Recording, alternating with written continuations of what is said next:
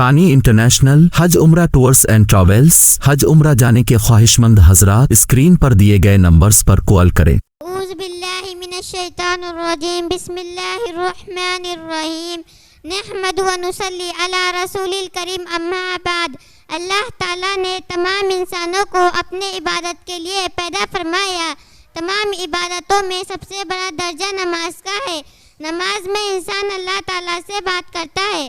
جب وہ سجدے میں ہوتا ہے تو اللہ تعالیٰ کے بہت قریب ہو جاتا ہے۔